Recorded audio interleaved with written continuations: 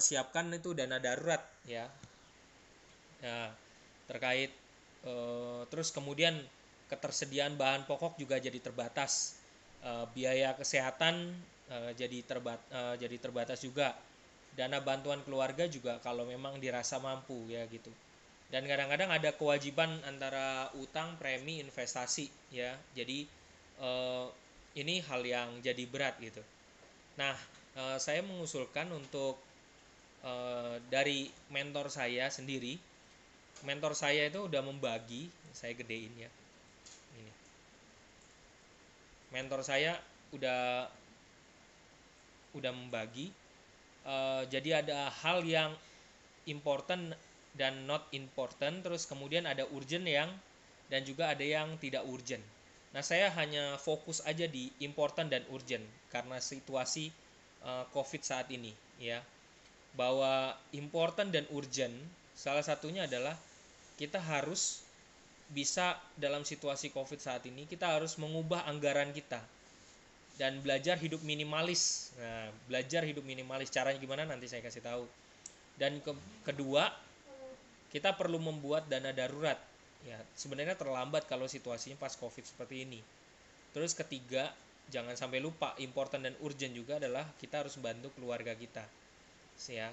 Tapi nanti ada fenomena yang namanya generasi sandwich gitu ya. Itu ada generasi sandwich, itu ada fenomena tersendiri. Lalu juga ada fasilitas kerja dan belajar online. Nah, itu pun penting banget ya. Terus kemudian dan asuransi kesehatan. Nah, itu penting banget sebenarnya ya. Dan itu hal yang urgent banget. Nah, tapi saya mau lompat dulu. Saya selalu mengajarkan kalau misalnya di kelas BINUS ya, mahasiswa itu kan kadang-kadang ada jajannya kan macem-macem. Setiap orang itu kan mahasiswa macem-macem.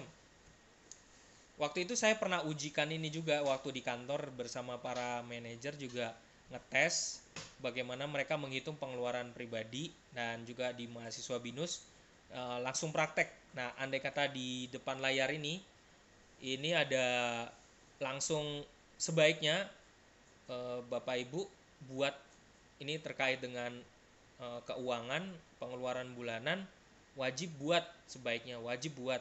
Kalau saya waktu kecil dulu kan sampai harus dipukul sapu ya, dipukul kayu gitu ya untuk bikin laporan pengeluaran pribadi ya. Jadi nggak perlu sampai segitunya juga ya. Jadi ini ngebantu kita untuk bikin mindset supaya kita langsung tahu berapa pemasukan yang kita dapat, berapa yang pengeluarannya.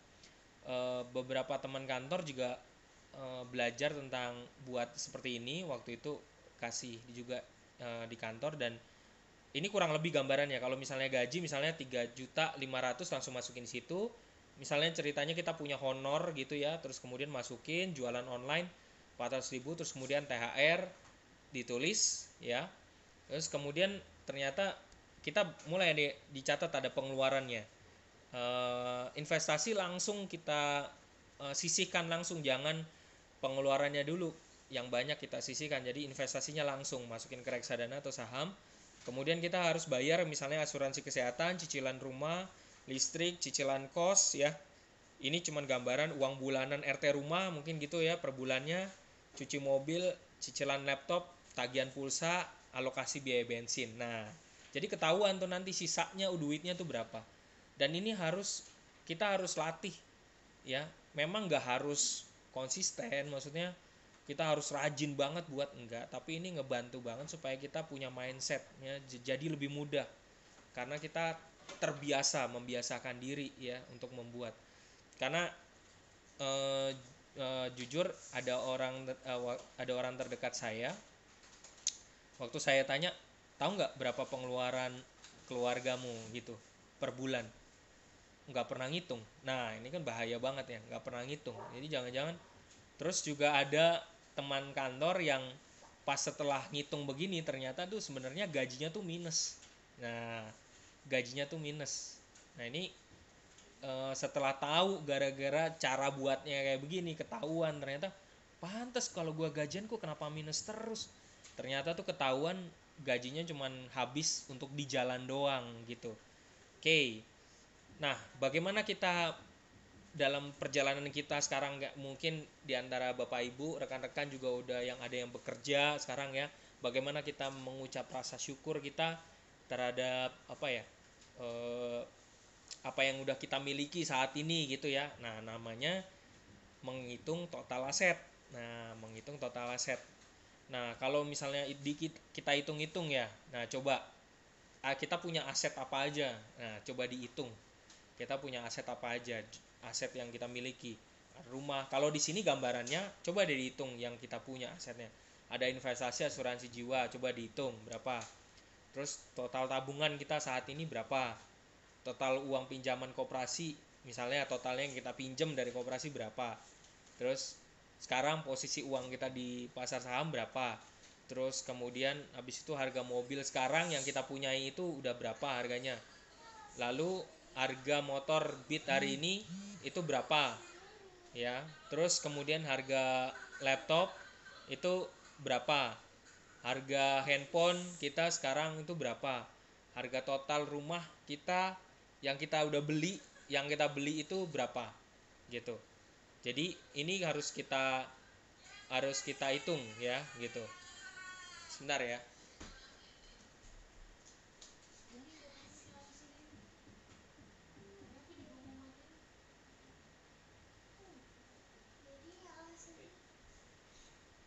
Oke, sorry ada gangguan.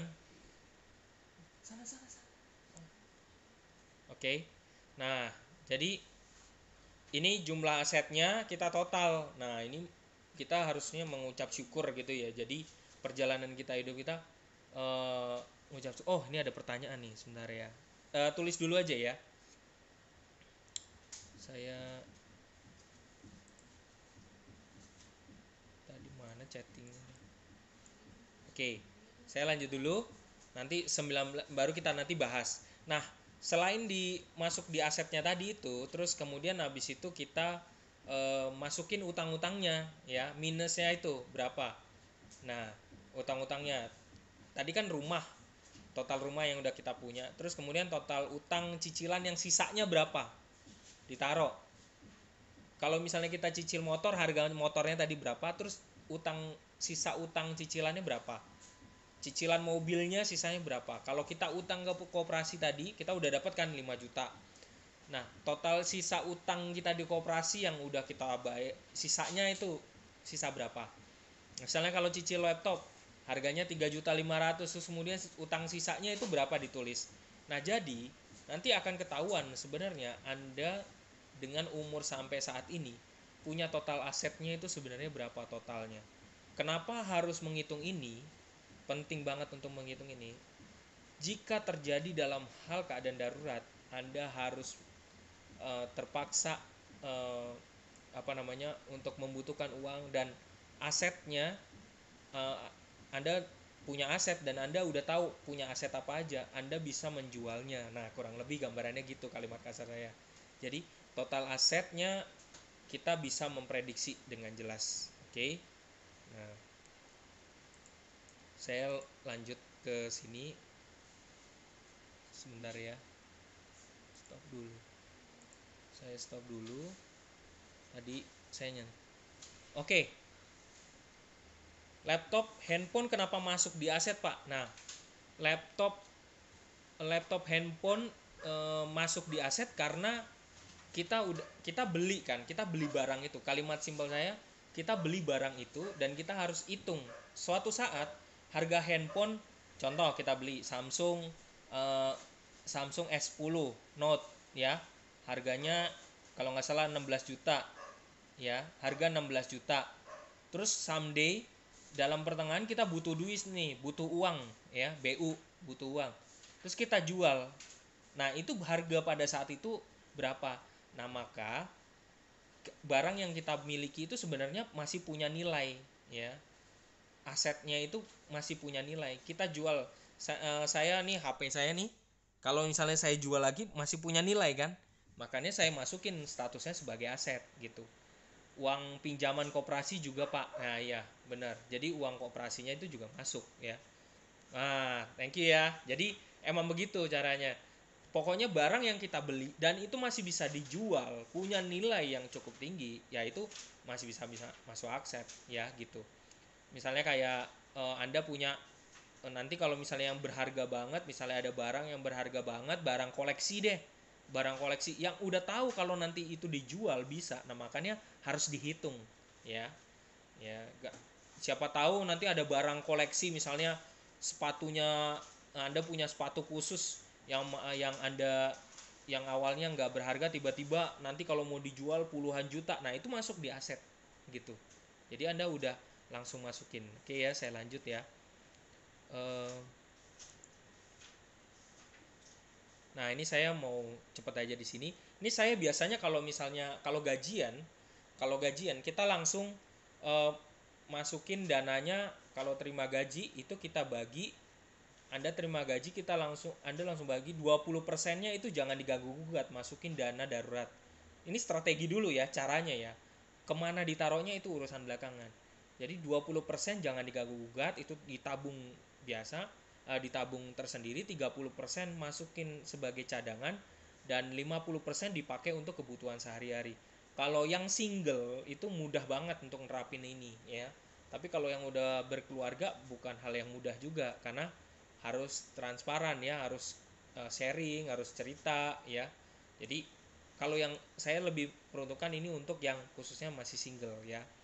Nah, kalau di sini ada quote di atas itu, jika Anda ingin menjadi kaya, Anda perlu menciptakan aliran pendapatan ganda. Saya mau kembali ke sini. Ada kalimat saya di sini. Kalau ketika nomor 2 diskusi materi, tips itu cuman dua. Kalau bicara soal keuangan cuman dua caranya.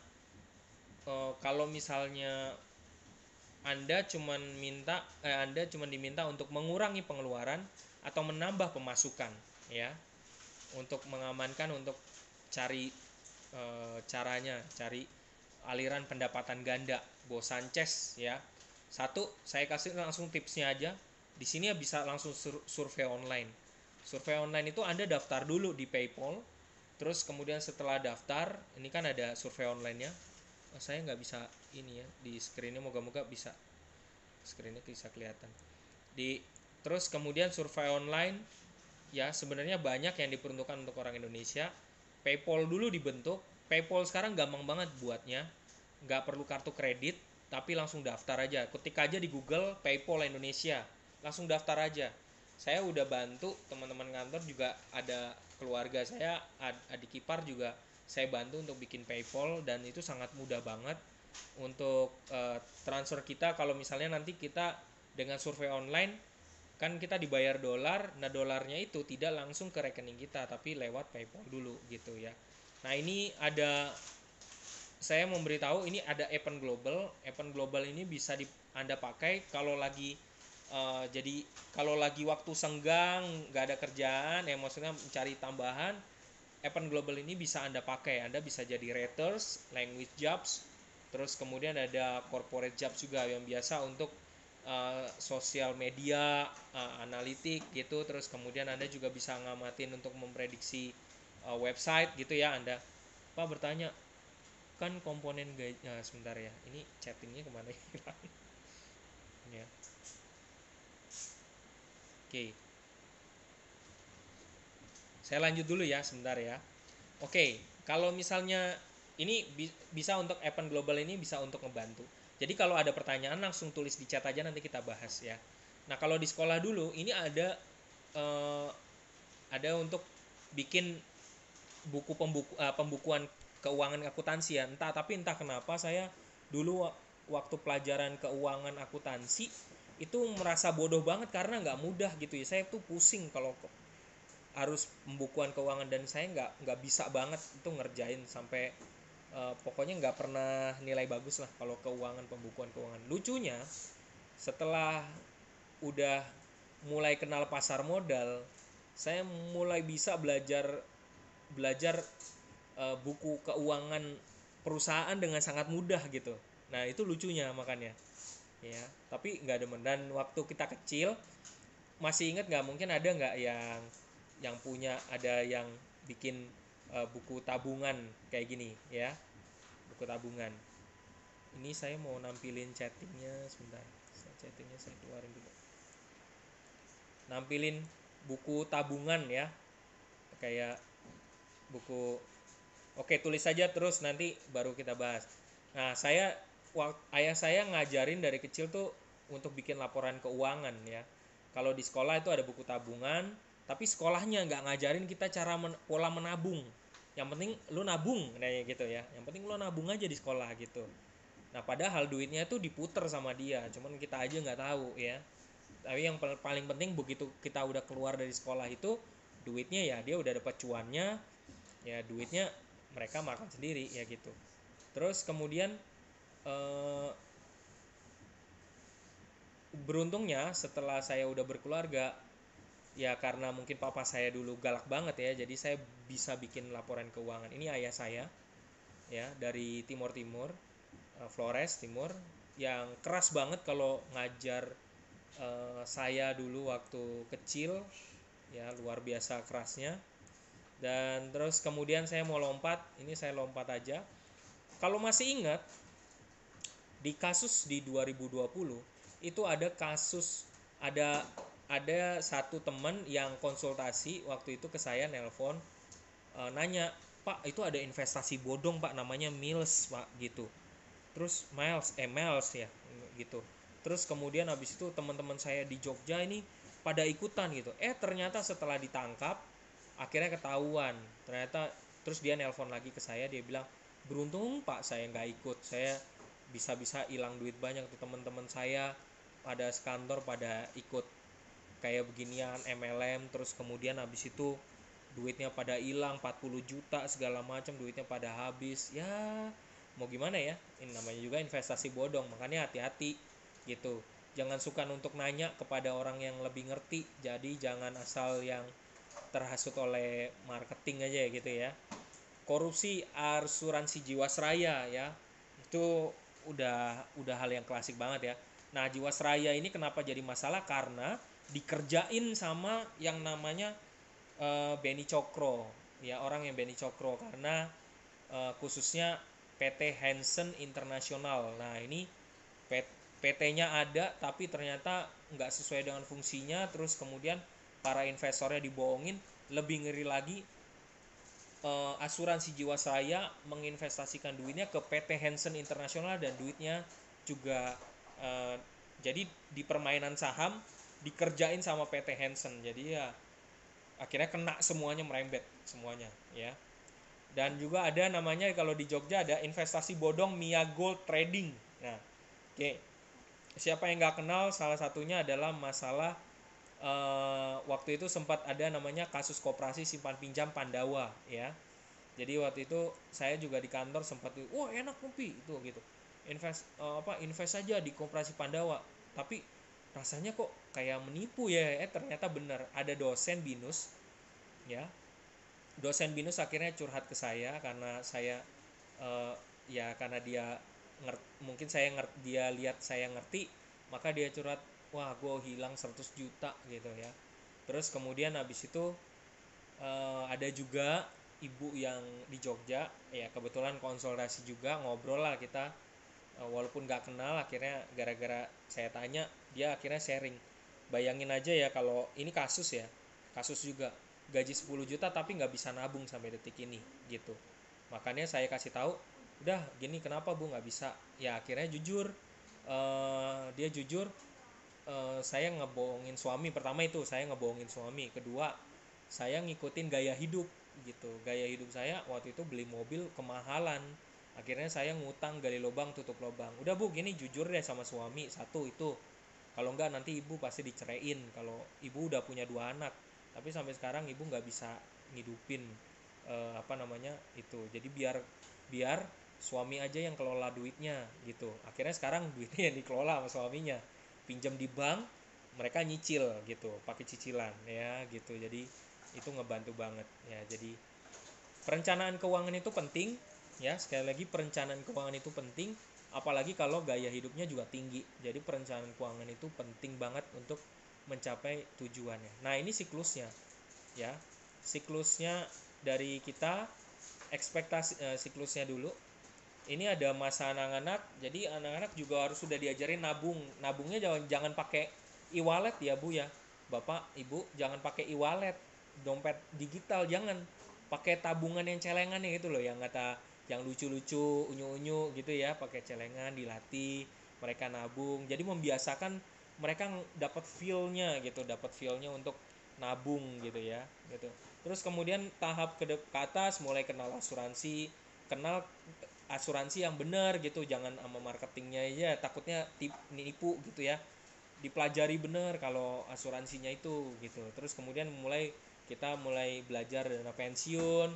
Terus kemudian kalau udah mulai kerja, udah mulai mapan, kalau misalnya punya utang-utang, dilunasin utang-utangnya ya gitu, dilunasin, jangan tambah utangnya, jangan dibanyakin gitu ya, makin banyak dengan kalau lunasin. Nah makanya saya bersyukur banget punya dua mentor yang nolongin saya membantu menghilangkan utang itu dengan cara disiplin aja. Terus barulah sekarang baru bisa investasi deh sekarang deh ya. Saya nunggunya kalau misalnya Anda udah bisa investasi sebelum udah dari kecil aja Anda udah bisa berinvestasi, itu sangat baik banget. Jangan nunggu sampai Anda kuliah selesai S1 dulu, Anda kuliah selesai S2 baru selesai baru invest. Kebalik. Jadi anak udah mulai dari SD ya, bisa langsung berinvest. Tapi untuk Anda Bapak Ibu nggak pernah ada kata terlambat mulai ya gitu. Tapi selalu didampingi oleh atau Anda punya mentor yang memang bisa mengajari Anda. Jangan sampai duit Anda malah hilang gitu ya gitu.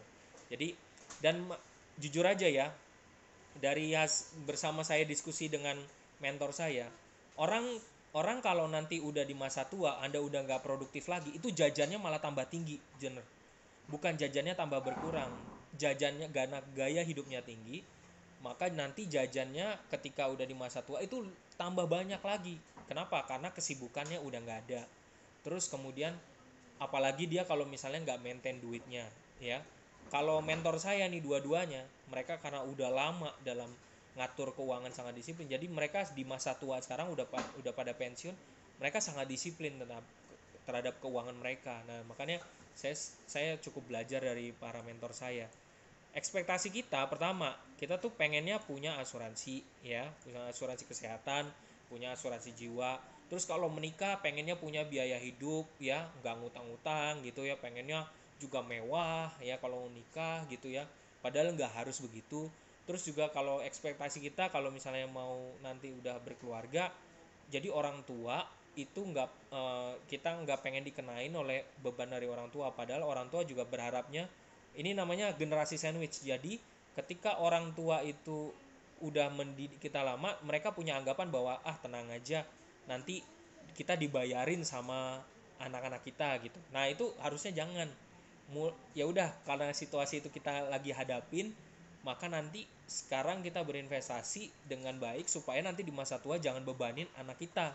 Nah gitu, itu cara menghentikan generasi sandwich ya. Jadi generasi sandwich itu kita sebagai orang tua yang punya anak, kita harus biayain orang tua, anak kita, tapi di sisi lain kita juga harus biayain orang tua kita. Nah jadi bebannya double, kita pusing kita jadinya sebagai generasi sandwich gitu. Makanya kita caranya cuma satu, berinvestasi, tambahin selalu cari cara, karena kita diberikan akal budi yang luar biasa, cari cara bagaimana kita menaikkan penghasilan kita. Nah kita juga pengen punya uang banyak supaya buat anak sekolahnya makin tinggi ya gitu, kita juga pengen kayak gitu. Dan kita juga pengen punya buku tabungan, punya tabungan. Yang termasuk generasi sandwich era kapan Pak? Ibu, generasi sandwich nggak termasuk dalam era apapun, bisa terus menerus hidup. Kalau selama literasi keuangan orang Indonesia lemah, maka generasi sandwich akan terus ada. Tapi kalau makin semuanya sadar kayak kita gini, discuss seperti ini, lalu kita mulai berinvestasi, maka itu akan memutus rantai generasi sandwichnya sendiri gitu ya. Nah kita kita kita ingin punya tabungan tapi kalah sama gaya hidup. Nah gitu, kita pengen punya tabungan nih ya buat persiapan, tapi gara-gara gaya hidup kita tuh tinggi banget, nah maka susah lah. Caranya gimana supaya kita punya gampang banget, ada 3 mentor saya ngajarin. dia ngajarin saya supaya tahu bahwa ini belajar mengalahkan gaya hidup. Kita pada saat kita ingin membeli sesuatu apapun itu, pastikan satu, penting, dua, perlu, tiga, berguna. Penting perlu berguna nggak, penting perlu berguna nggak, penting perlu berguna nggak, gitu. Jadi selalu kayak begitu, ya. Ya. Nggak ibu. Mungkin ibu baru denger ya generasi sandwich ya. It's okay, nggak apa-apa. Sebenarnya ini udah lama kalau dalam bidang uh, ke finansial, makanya sama-sama kita belajar ibu. Jadi nggak usah merasa minder gitu. Kita sama-sama belajar. Saya juga masih belajar juga gitu ya. Oke. Baik, saya langsung jawab aja dari atas nih karena waktunya udah lewat. Tadi ada pertanyaan, Mas Jeffrey, bagaimana cara membaca grafik saham yang sehat dan tidak berdasarkan apa indikatornya bahwa saham tersebut sehat?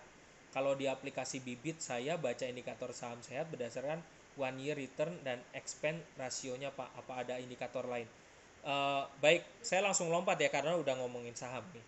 Cara paling gampangnya, sebenarnya jangan baca grafik sahamnya. Nggak boleh baca grafik sahamnya dulu, tapi baca kesehatan sahamnya dulu, ya. Kesehatan sahamnya dulu, nanti saya tunjukin gambarnya di bawah. Jadi harus baca indikatornya, saya udah taruh ada di bawah ya. Nanti kita ingetin saya untuk indikatornya paling gampang. Jangan, sekali lagi, jangan baca grafiknya, tapi selalu baca perusahaan itu kasih dividen. Pertama kalau saya ya, kayak dia kasih dividen nggak setiap tahun ya, misalnya kayak kasih dividen, contoh ya, bisa Anda pilih, kalau Anda pemain saham, Anda bisa pilih Bank BCA, tapi harganya mahal. Oke. Anda bisa pilih Unilever, harganya oke. Dari waktu itu harganya satu lembarnya 40.000, sekarang dirubah jadi, waktu itu sempat waktu pas turun tanggal 1 Januari jadi 8.000 dan sekarang berubah menjadi posisinya 6.000. Itu kesempatan Anda masuk karena dia Unilever perusahaan yang selalu membagi dividennya 2 kali. Kenapa nggak ambil pada saat lagi jatuh itu? Adaro Energi, ya, Adaro Energi lagi murah karena jatuh juga dan dia selalu membagi dividennya 2 kali. Oke. Terus Akra nanti baca aja ya, untuk Mas Yefri pasti lebih ngerti ya. Jadi cara membaca grafik saham yang menguntungkan adalah perhatikan saham-saham, kalau saya langsung rekomendasi perhatikan saham-saham yang masuk dalam list LQ45 dan saham-saham yang masuk ke dalam, dicatat ya, dalam IDX High Dividend 20. Ada list dari saham yang IDX High Dividend, yang bagi dividen. Ada 20 saham dan Anda bisa meraihnya. Masuknya kapan? Karena Anda bicara soal grafik saham, masuknya kapan? Saat harganya murah, saat harganya turun, ya. Jangan main saham gorengan. Saham gorengan itu saham yang dipicu oleh para pemain investornya, cuman dimainin kayak Anda seperti kayak main boneka dimainin gitu ya. Saat masuk dia masukin gelontor, ada yang ikutan naik lagi gitu ya. Saham-saham kayak begitu lebih mengerikan. Kalau Anda nggak bisa, kalau Anda trader, memang trader profesional, Anda bisa keluar pada saat yang tepat. Kalau enggak, Anda terjebak dan duit Anda mati di situ. Perusahaannya juga sebenarnya mati, nggak bagi dividen, Anda nggak untung, Anda malah rugi, apes, duitnya hilang. Dan itu ada. Dan yang pernah ada teman, ada mahasiswa binus online yang seorang trader yang memberitahu ke saya, lihat nih Pak, ada seorang ibu yang punya ratusan juta, dia pikir masukin saham, terus kemudian dia ngikutin kata orang aja, apa kata orang, habis itu duitnya 100 juta 200 juta pada nggak bisa cuan sama sekali, nggak ada kata cuan gitu. Oke, lanjut ya Pak. Kan komponen gaji dibagi 3, 20% dana darurat, 30% cadangan untuk kemudian. Nah, yang 30 ini dimasukkan investasi mana? Nah, Ibu Eni, cara yang aman ya. Saya selalu ngajarin cara yang aman. 30% masukin tabungannya ke reksadana pasar uang punya ibu. Karena ibu udah punya IPOT, Indo Premier. Masukin dana cadangan ke dalam situ. Nah, itu yang paling bagus. Oke? Itu yang paling aman karena dia nanti bergerak sendiri. Karena 30%-nya itu Anda masukin invest, masukin gini.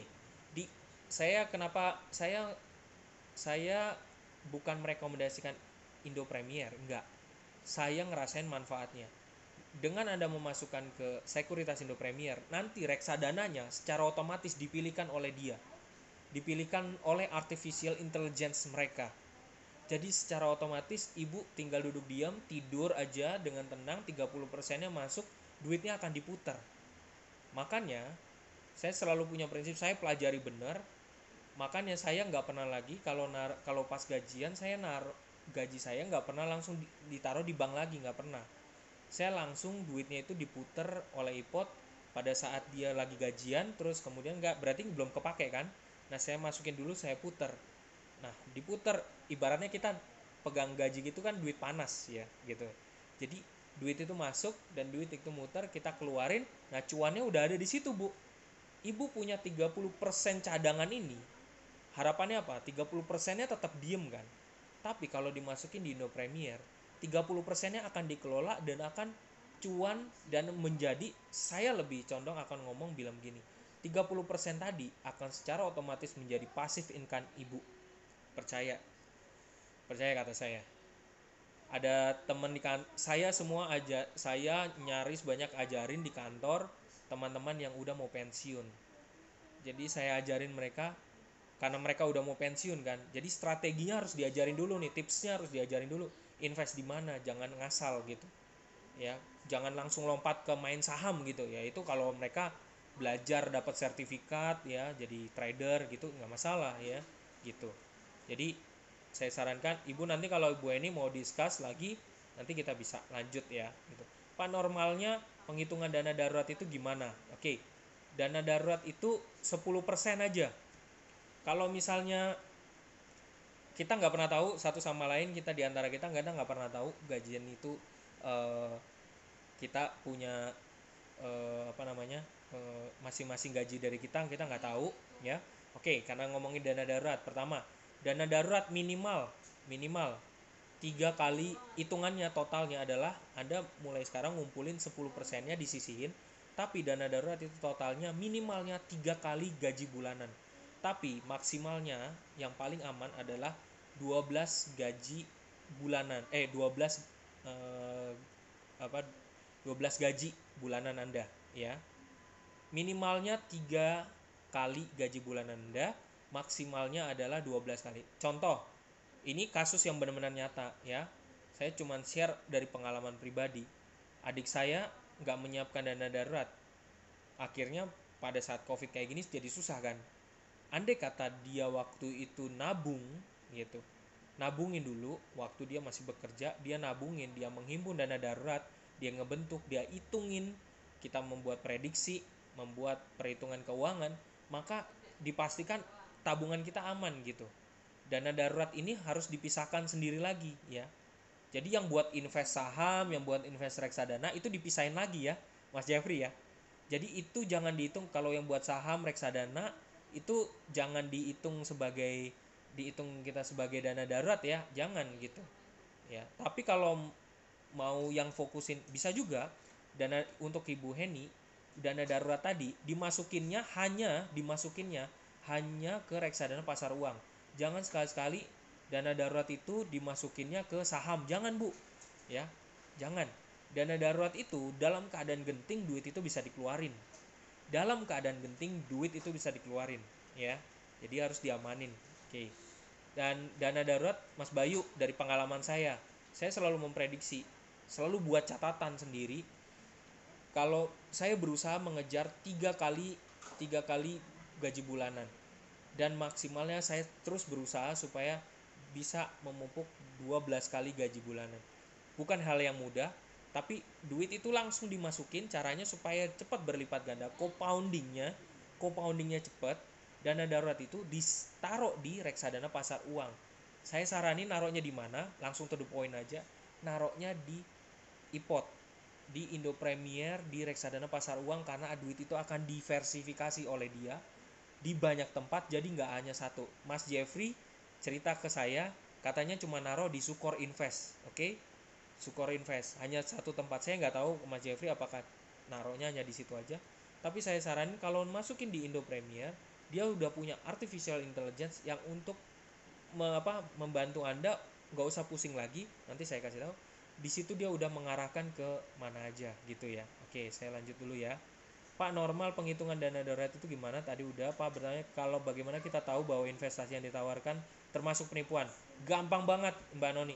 Kalau ditawarin apapun, selalu kalau ditawarin apapun, tutup telinga Anda terhadap si marketingnya. Selalu periksa ke OJK. Selalu periksa di websitenya OJK. Oke? Periksa OJK, ketik aja perusahaannya apa segala macam. Gara-gara tadi Mas Wiswan juga nanya kan soal perusahaan Sanas apa Santara ya. Nah, Santara saya udah lihat. Santara itu kayak tadi nanya Santara itu perusahaan apa? Itu crowdfunding karena lagi tren crowdfunding ya, equity crowdfunding itu sama aja kayak saham sebenarnya. Kayak saham tapi bukan di pasar modal. Dia saham yang dimana ada usaha-usaha kecil kemudian kita invest. Sebenarnya dia Santara itu sama kayak Amarta, sama banget kayak Amarta, sama banget kayak Investri, sama banget kayak Coinworks. Cuman kalau misalnya Santara mungkin ditampilin gambarnya lebih eye catching segala macem ya. Izinnya yang paling penting izinnya. Di OJK itu mereka udah terdaftar belum? Udah terdaftar belum dan udah berizin belum? Jadi jangan langsung kita percaya. Saya sekali lagi nggak pernah untuk menyarankan Anda kalau misalnya punya duit banyak, Anda nekat masuk ke misalnya ke futures atau trading ke saham atau trading ke emas ya. Karena kalau Anda orangnya takutan duitnya hilang ya, gara-gara misalnya marketing itu wow wow kalimatnya hebat wow gitu, yang happy happy gitu ya gitu, padahal sebenarnya Anda tuh dijebak di sana ya. Sekali lagi hati-hati. Pak, izin nanya lagi, kalau investasi asuransi kesehatan selain benefit yang kita terima adalah kesehatan kita yang di cover semacam deposito, apakah ada benefit yang kita terima? Karena saya sharing dengan beberapa teman, kasarnya jika kita nggak sakit ya kita nggak dapat benefitnya dari asuransi. Iya, karena bahasa simpel saya ya, sebenarnya paling baik kalau asuransi kesehatan fokus aja di asuransi kesehatan. Jangan minta Usahakan cari jangan yang sama investasi, karena sama juga bodong, karena investasinya bakal hilang ya. Duitnya akan dipakai oleh mereka juga, ketika Anda nggak bayar duitnya malah hilang. Dan saya udah pernah ngerasain itu di Prudent. Saya waktu sebelum menikah saya udah ngerasain kayak gitu. Saya coba invest, saya coba lihat, ternyata investasi saya nggak ngasilin apa-apa, rendah banget. Beda dengan Anda kalau berinvestasi sendiri untuk di reksadana pasar uang, beda banget hasilnya. Karena itu saya rasain sendiri. Karena kalau misalnya Anda dalam di asuransi kesehatan kemudian ada yang ada investasinya segala macam, jangan. Anda fokus aja di asuransi kesehatannya. Begini, ada teman yang buka kartu ya, saya nggak bisa sebutin asuransi apa. Ada teman yang buka kartu, jadi mereka itu memang diwajibkan untuk menawari juga untuk investasinya. Jadi asuransi kesehatan ditawarin, tapi sekaligus harus investasinya supaya mereka dapat duit lebih banyak. Nah gitu, karena itu dapat duit lebih banyak makanya diajak ngomong, marketingnya dihebatin gitu. Padahal yang paling dibutuhin adalah asuransi kesehatannya aja. Karena layaknya sama kayak BPJS. Kalau Anda bayar asuransi kesehatan sama juga kayak BPJS, apakah pertanyaannya lagi, apakah Anda bisa ambil duitnya lagi begitu nanti udah selesai ya gitu. Begitu di akhir apakah Anda bisa ambil duitnya? Setahu saya nggak bisa ya, karena itu duitnya langsung habis gitu. Layaknya kayak beda ya, kayak asuransi jiwa misalnya, itu Anda di cover kalau nanti pada saat meninggal ada kayak misalnya saya ikut, saya nggak rekomendasi tapi saya ikut di salah satunya di CAR di Central Asia Raya itu life insurance. Kita investasi di situ itu sampai 5 tahun kemudian berhenti dan duit itu akan dikembangin, tapi saya dapat covernya untuk asuransi jiwanya 21 juta. Nah itu nanti kalau tiba-tiba ada apa-apa dengan saya, nah covernya 21 juta untuk ahli warisnya, untuk istri saya. Nah kayak gitu ya. Baik, semoga semoga bisa menjawab sedikit ya. Ah ini teman saya ada Pak yang ikut edisi cash dan itu embel-embel meyakinkan banget, dalam 5 tahun bisa dapat Pajero segala macam. Oke, dan statusnya belum terdaftar di OJK. Oke, masih proses. selama pandemi ini jangan juga tanyakan sama saya, koinnya nggak ngaruh dan stabil. Nah saya bingung Pak, kenapa bisa stabil pada rata lagi merosot semua. Saya cuma bisa jawab demikian. Kalau sekali lagi sebuah investasi ditawarin ke Anda dan diiming-imingi dengan banyaknya keuntungan 30%, nanti Anda masukin duit sekarang, 30% nanti bulan berikutnya Anda dapat. Itu mereka menjalani skema Ponzi.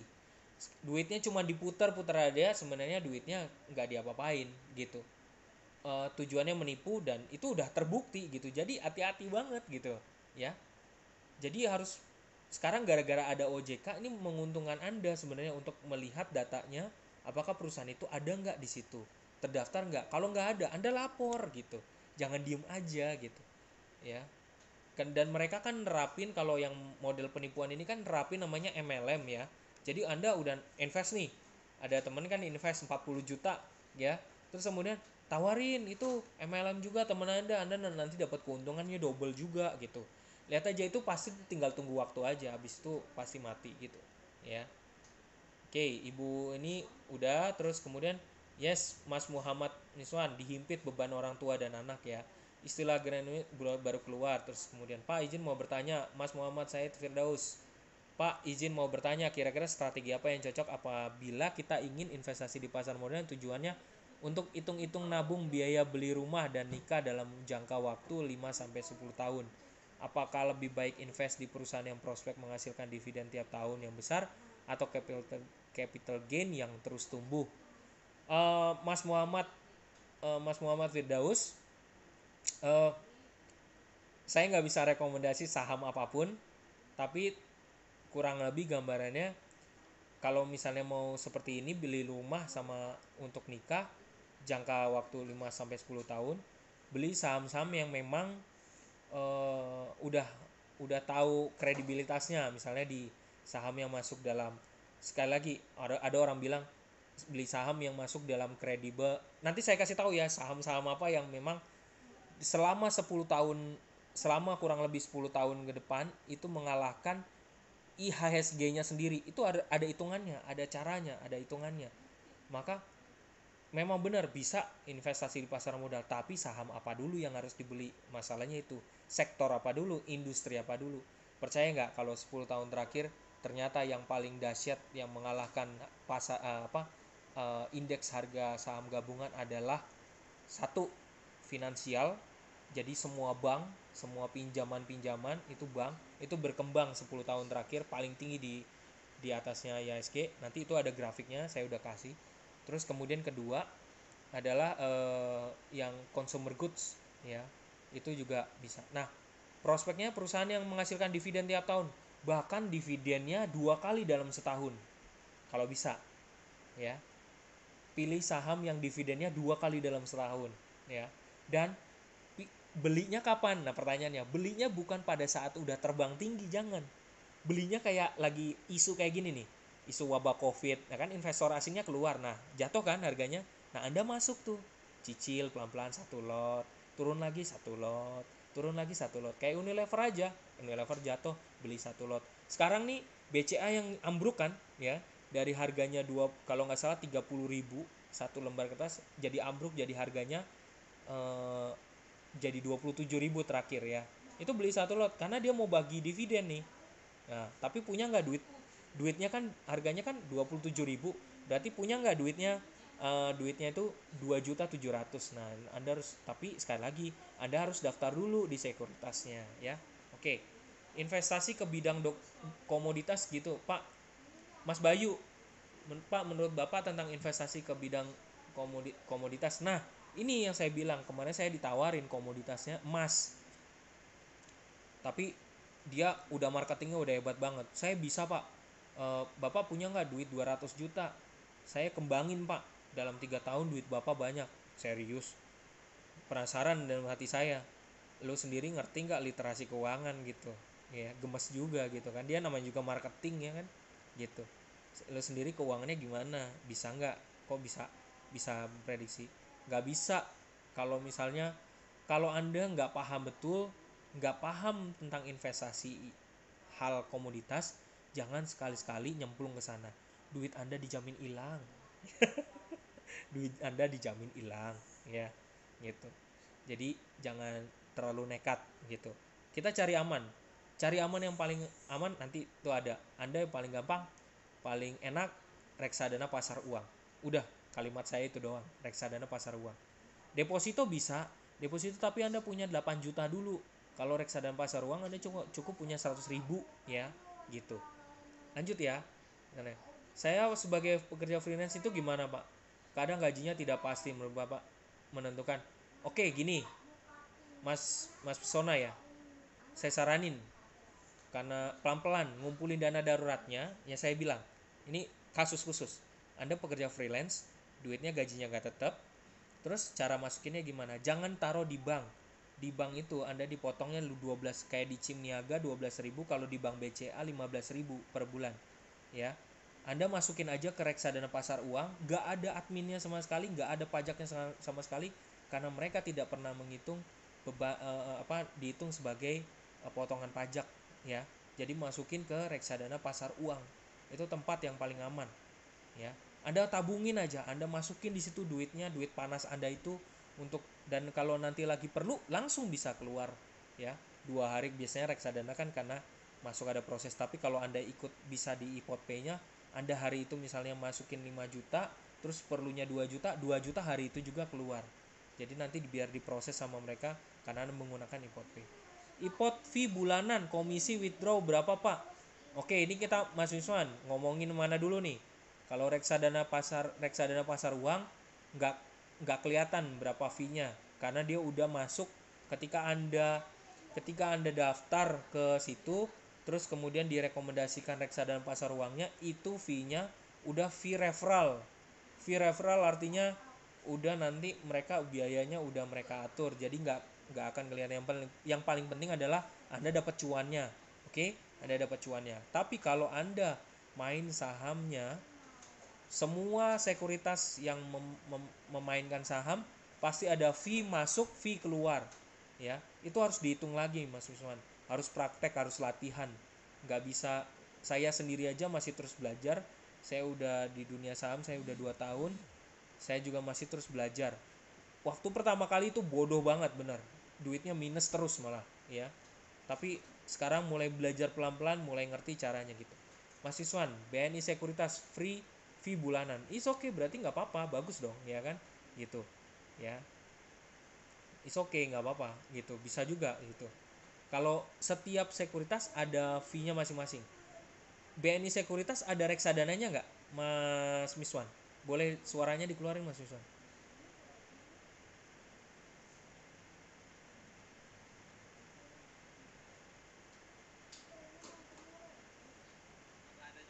Oh, ada juga, ada. Oh, jadi bisa langsung langsung bisa mainin ya. Jadi pada saat reksadana, kita naruh di reksadana pasar uang, terus pada saat yang bersamaan mau main di saham, duitnya nanti diambilin otomatis gitu. Oh ya, oke. Itu juga oke sih, nggak apa-apa. Ya, it's okay, nggak apa-apa. Hal yang biasa, hal yang lumrah. Karena memang setiap sekuritas beda-beda fee-nya masing-masing. Yang mahal tuh biasanya, yang mahal setahu saya, misalnya sekuritas mandiri, sekuritas punyanya eh, yang Mirai Aset, ya. Setahu saya Mirai Aset, terus kemudian ada, nanti saya bisa kasih unjuk di situ ya. Ya, oke. Oh, ini siapa? Mas Wiswan. Mas Wiswan berapa fee-nya? Gede ya?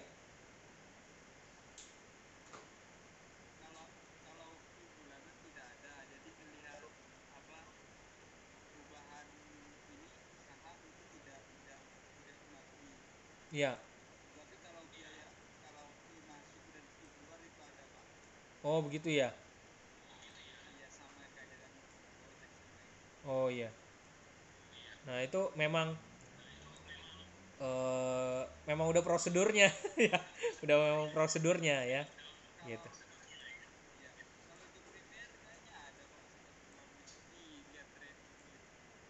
Oh, yang tradingnya ya. Oh iya ya kalau saya ngelihat sih, kalau saya lihat lebih pada saat keluar dan masuk itu aja sih setahu saya. Eh, yang saya suka kalau di Indo Premier itu laporan report dari waktu 2007, saya kan masuk 2017 ya, udah 2017 saya masuk, itu kita punya track recordnya dengan sangat jelas gitu. Eh, gitu, catatannya dengan sangat jelas. Kita nggak debat soal soal sekuritasnya ya, cuman saya share aja apa adanya gitu. Iya, gitu. Jadi enaknya kalau misalnya di reksadana pasar uangnya juga kita bisa dari awal kita masuk sampai detik ini juga tahun 2020 datanya tuh ada, kita bisa ketemu. Oke, gitu. Saya lanjut dulu ya. Asuransi pendidikan, asuransi kesehatan direkomendasikan nggak Pak? Kebijakan masing-masing ya gitu. Saya sih tetap kembali ke gambar tadi, asuransi kesehatan yang paling penting ya, sebaiknya kita punya, berusaha untuk punya ya, asuransi kesehatan. Asuransi pendidikan, eh, ada orang dalam yang bocorin tentang asuransi pendidikan. Duitnya itu sebenarnya pada saat Anda masukin ke asuransi pendidikan, duitnya itu diinvestasikan ke pasar modal di saham. Duitnya sama fund manajernya diputer di pasar saham. Makanya kenapa asuransi pendidikan juga butuh jangka waktu yang lebih lama ya gitu.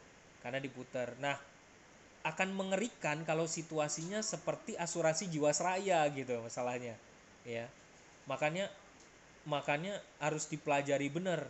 Kadang-kadang asuransi pendidikan itu bisa mengerikan juga nasibnya kayak asuransi jiwasraya, tapi pelajari dengan baik gitu. Asuransi pendidikan kalau apa yang Anda pilih pelajari dengan baik gitu. Atau mending ditaruh di reksadana aja Pak gitu.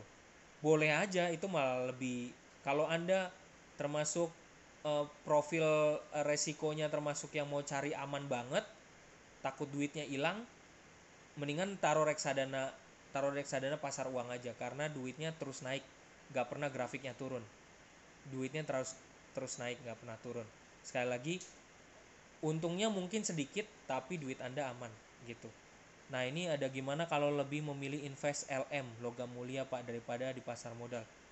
Mbak Nadia monggo aja, investnya LM-nya ini di mana dulu nih LM-nya? Di Tokopedia atau Bukalapak? Saya nggak ngusulin ke sana, membahayakan ya.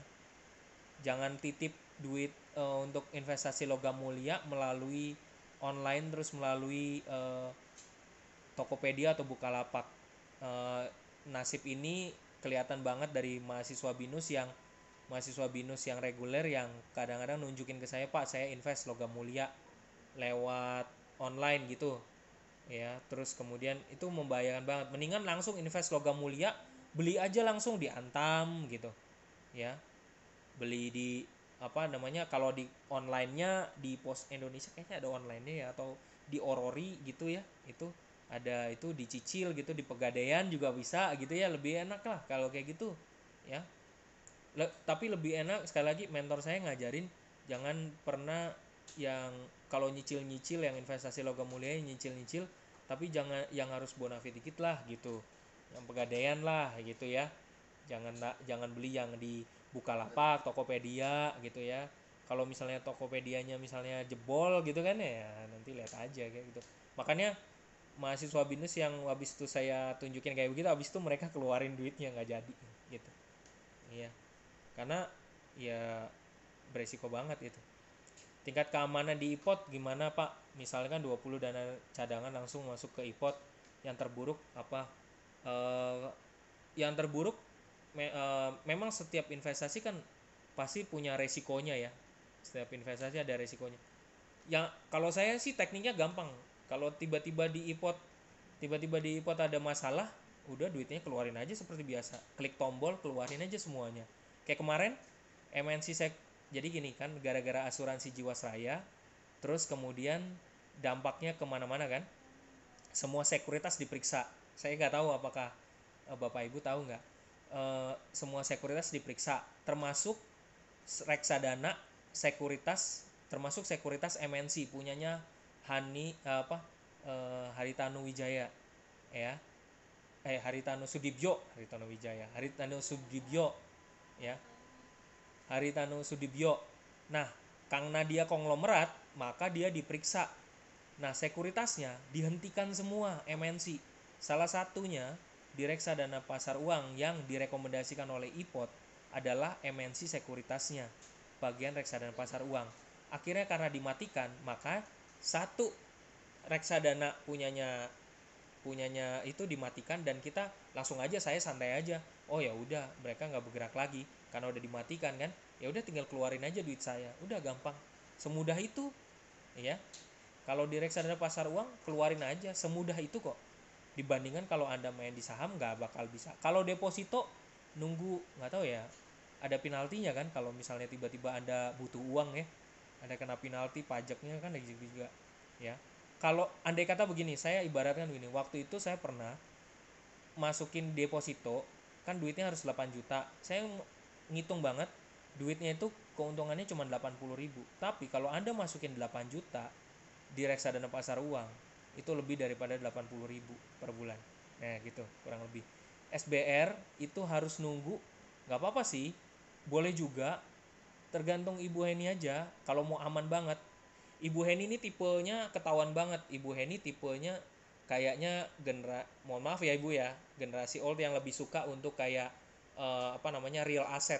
Kalau nggak beli emas, kalau nggak beli tanah, sama beli rumah ya gitu. Apakah begitu Bu? Ya, jadi takut kan jadinya kalau misalnya deposito atau SBR gitu ya. SBR-nya teman kantor ada yang ngelakuin SBR, dia butuh 2 tahun, duitnya baiknya Bu ya, kalau SBR Bu Heni, duitnya paling cuan, paling enak kalau punya duitnya 1 miliar, minimal 1 miliar ya. Tapi sekarang pemerintah udah buka SBR itu, kita boleh 1 juta, anak generasi milenial boleh sekarang invest 1 juta.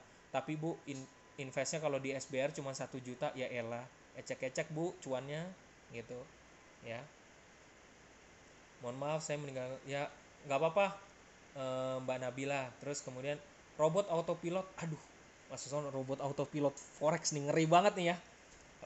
Saya cuma bilang gini, kalau pertama ada banyak orang nawarin robot autopilot forex ya, oke. Dan faktanya ada temen yang sharing, autopilot ini mesinnya harus hidup, komputernya harus hidup, listriknya nggak boleh mati ya. Anda tinggal tidur dapat untung, yes benar, tapi dia robot yang hanya memprediksi, Anda ngatur juga masih tetap ngatur, tapi Anda nggak dapat ilmunya apa-apa. Sekali lagi, ini cara saya ya, cara saya melihat, saya nggak berani kalau tiba-tiba, dan Anda harus masukin duit itu $2.000 kalau mau masukin main di forex. $2.000 itu bukan duit kecil ya. Ya, itu beresiko banget. Anda $2.000 Anda harus masukin, Anda harus beli alatnya sendiri berapa, Anda harus beli toolsnya sendiri juga berapa, ya kan. Kalau memang toolsnya itu bikin memperkaya orang, harusnya dia nggak jual, pakai aja sendiri, maka dia dapat cuan gitu kan. Harusnya nggak jual, ya kan, ngapain dijual kalau memang, kan maksudnya kalau dia ngejual kan berarti supaya dia, ya maksudnya prinsip saya, karena kayak gini deh, saya ngajarin ini karena saya ngerasain cuannya, dan saya nggak mintaan, dan saya nggak menjual apapun gitu ya kan, karena saya ada manfaat yang saya ngerasain, dan saya bagikan gratis. Kalau autopilot forex ya dia harus ngejual, harganya nggak murah loh gitu ya. Emas kan kalau beli batangan bakal harus ngerawat sendiri, beda kalau beli emas virtual meskipun ya. Terus komoditas juga kan lumayan Pak, banyak, ada silver yang lagi naik-naik, ada juga. Nggak apa-apa Mas Bayu, uh, kalau misalnya Mas Bayu yakin, sekali lagi, kalau Mas Bayu, saya nggak pernah ngelarang, kalau Mas Bayu yakin, lebih baik dicoba gitu ya. Coba diversifikasi investasi apapun, emas ya, nanti di sini ya, oke. Mbak Aini LM di Pegadaian, dicoba aja itu. Malah teman saya yang kerja di Pegadaian, ada mahasiswa binus online juga yang kerja di Pegadaian, malah rekomendasi kalau di Pegadaian mendingan beli aja di logam mulianya di Pegadaian, karena teman kantor juga kasih tahu, dia ngasih rekomendasi, itu ada di Pegadaian itu ada emas kok dilelang-lelang ya, emas yang dilelang. Pas ditunjuk, oh iya bener juga nih, emas lelangan banyak juga nih ya, emas lelangan orang nih gitu. Nah itu mantep tuh ya, harganya jatuh juga lumayan gitu ya, bisa juga gitu. Itu ada aplikasinya ya, ada aplikasinya. Jadi buka aja di Pegadaian online gitu, dia ada aplikasinya. Pak, kalau misalnya tadi mana? Nah, terus kemudian, Pak, kalau invest logam mulia lewat Pegadaian gimana, Pak? Ya lewat aplikasinya bisa atau enggak lewat Pegadaian terdekat ya. Datang aja ke Pegadaian terdekat gitu nanya. Tapi sekali lagi saya pesen ya, kalau ini bukan soal nama perusahaannya ya. Ini kejadian ya di Bekasi. Adik saya yang langsung cerita. Kami pernah, saya dan adik saya pernah adu debat. Wah, saya bilang di IPO tuh oke gitu ya. Terus kemudian dia bilang, wah kagak, di Indosuria oke. Ini ada nih Indosuria, temen yang nawarin ya. Oh, dapat cuannya banyak, ada yang ikut puluhan ratusan juta, dia ikut, wah dia dapat cuan banyak. Terus belum lama saya ketemu dengan adik saya lagi, terus bilang, Pi mau kasih tahu temen yang kemarin tuh ratusan juta duitnya hilang semua. Loh kenapa? Kan Indosuria ada namanya, punya kredibilitas. Enggak, karena nitip sama orang jadi dibohongin. Nah, kalau anda mau beli ya, mau beli logam mulia atau apapun itu, mau invest apapun, langsung dengan tanpa perantara. Misalnya langsung, misalnya kayak Nadia Lukita mau beli emas, langsung ke antamnya, langsung datang, jangan lewat perantara, ntar duitnya hilang gitu ya. Mau invest misalnya di IPO, terus kemudian ada salesnya lewat titip sama sales, udah saya atur aja segala macem gitu, duitnya hilang, mendingan langsung sekuritasnya aja ya gitu. Terus yang merating, nah kan yang merating kinerja manajer investasi itu siapa ya Pak? Kalau di BNI yang merating kita sendiri, padahal kita jarang mantengin gitu. Itu semuanya ada di laporannya, ada di IDX. Semua sekuritas performanya segala macam ada di IDX.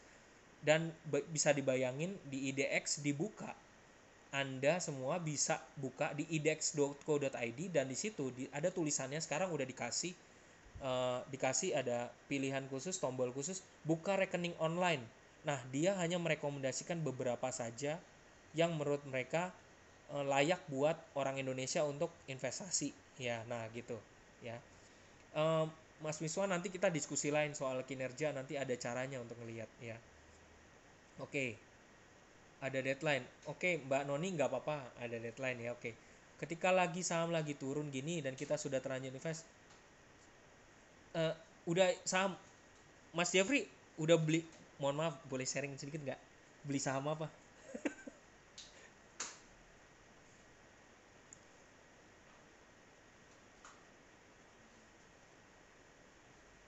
Mas Jeffrey ada nggak masih? Eh, oh iya. Oke oke. Iya iya. Sip. Kalau ketika saham lagi turun gini, kita sudah terlanjur invest, apakah kita sebaiknya tarik saham kita atau dipertahankan saja? Kalau misalnya contoh ya, kayak saya kasih gambaran. Kalau misalnya Anda, yang gampang deh, yang murah ya, yang murah.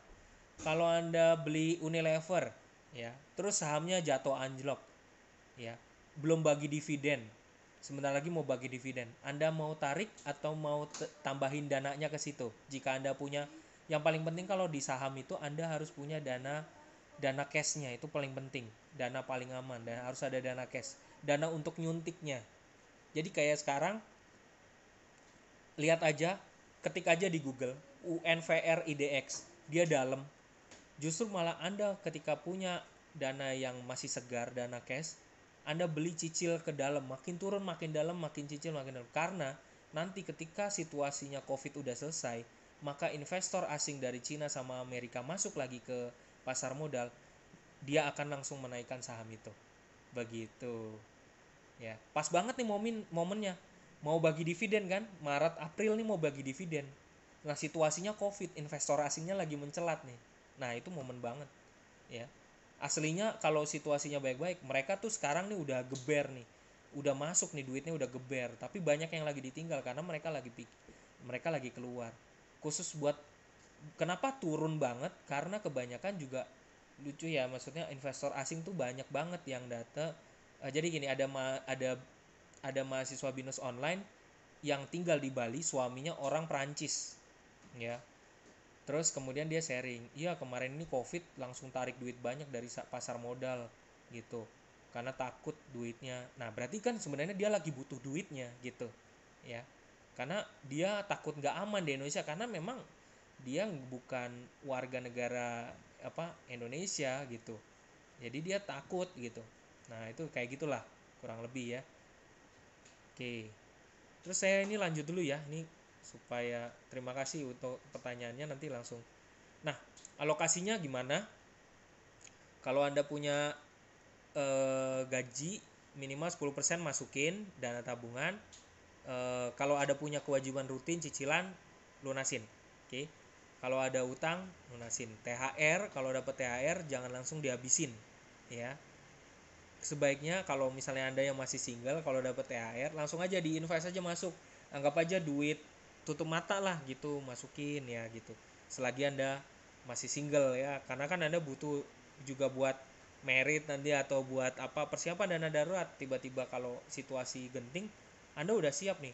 Coba bayangin ya, Anda punya THR nggak dihabisin, terus Anda ada satu orang A, punya THR, terus kemudian karena dia anggap duit lebih, terus kemudian dia jajanin.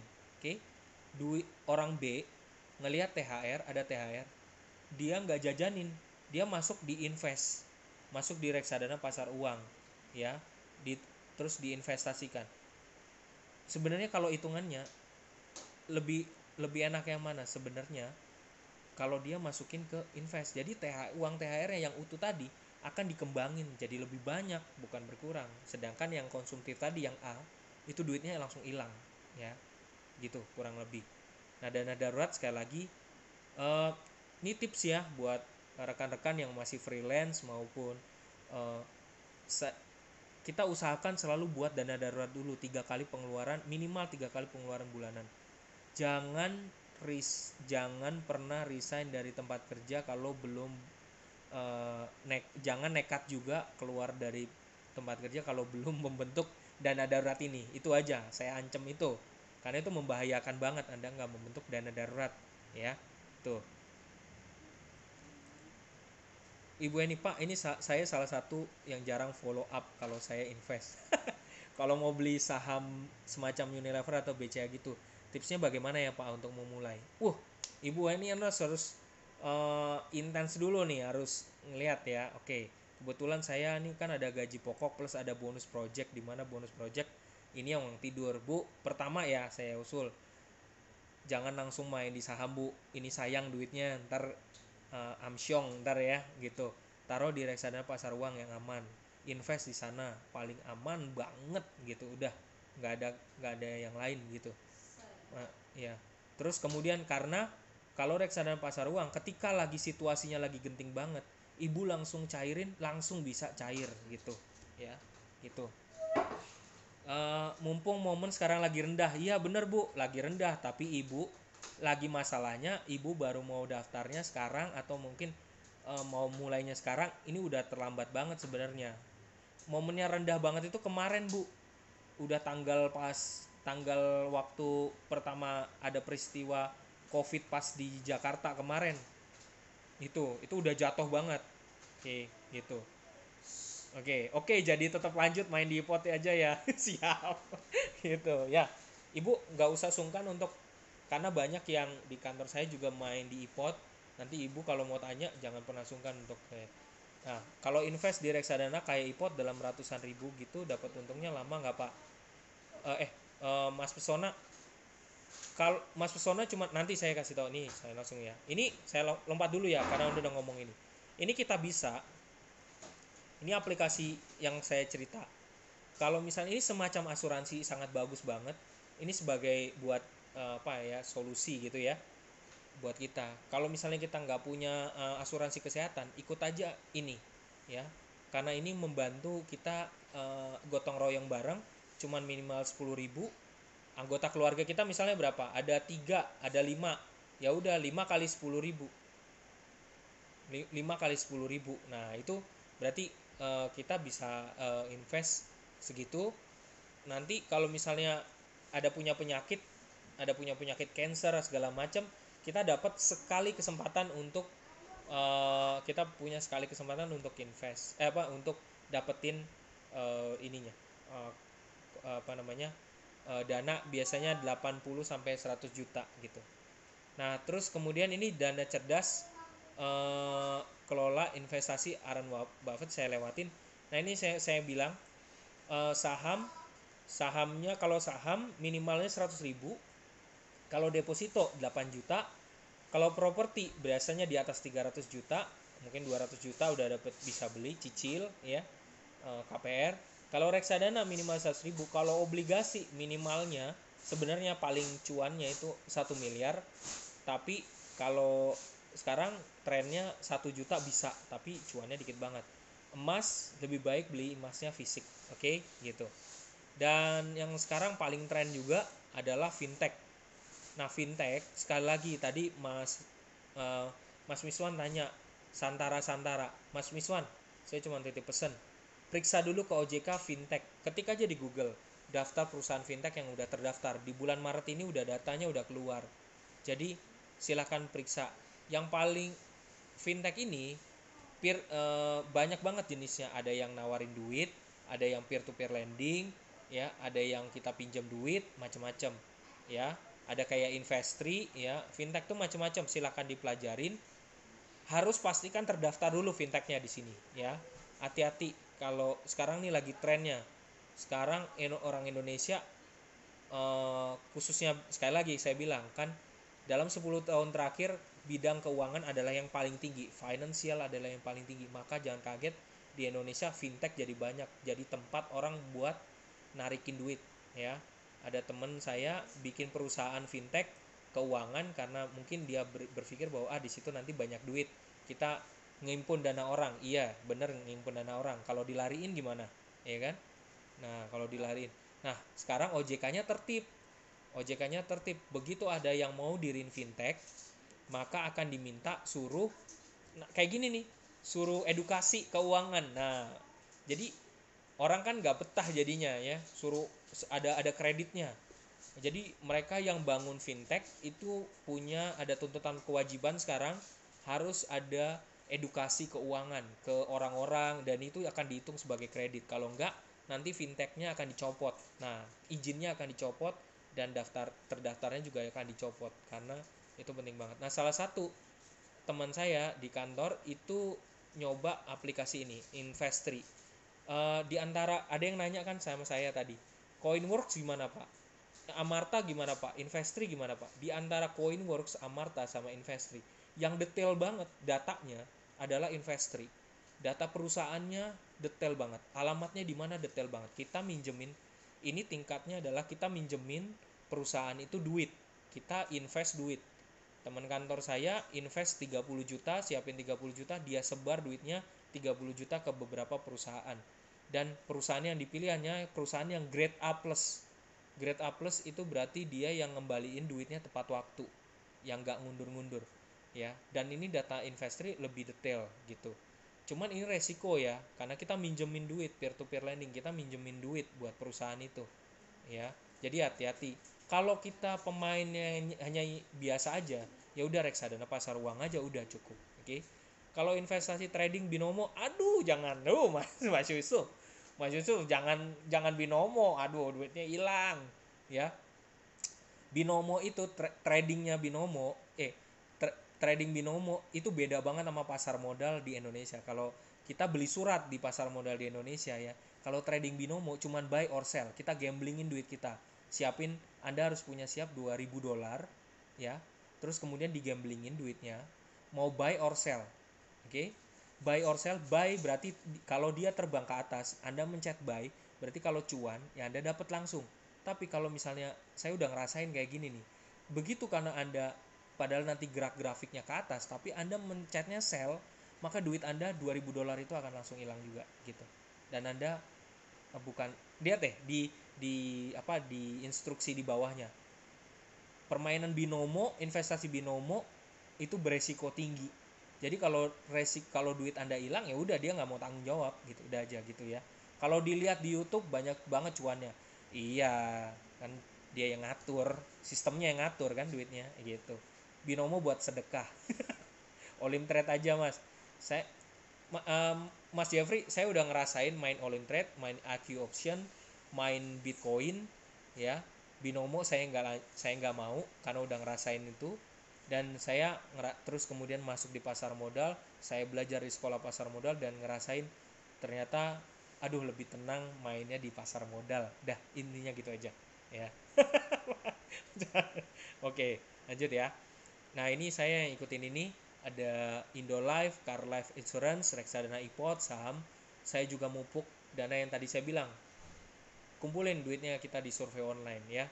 Nah, ini di depan Anda, ini kalau mau belajar pasar modal, yuk nabung saham, ini ada.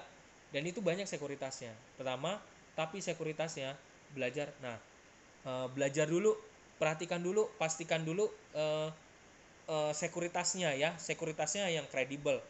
Kredibel itu ada caranya gitu. Paling enak kenapa pasar modal, Anda invest, Anda dapat dividen satu itu. Dividennya kalau misalnya perusahaan itu berdividen bukan saham gorengan, maka dapat dividennya bisa. Saya nanti bisa share saham-saham apa aja yang dividennya 2 kali bisa dipertanggungjawabkan ya. Dan capital gain itu kenaikan. Pada saat lagi sekarang nih lagi jatuh, kita beli serok bawah ya sebutannya serok bawah, kita beli sahamnya udah pasti bagus. Maka someday nanti bulan ganti bulan sekitar 53 hari ke depan gitu. Nanti dia akan melejit ke atas gitu. Kayak Unilever sekarang melejit, tapi kita pakai duit dingin gitu ya, duit dingin. Tapi kalau Anda tak, sekali lagi saya nggak akan merekomendasikan untuk masuk ke saham kalau Anda nggak paham betul dulu, kalau Anda nggak siap.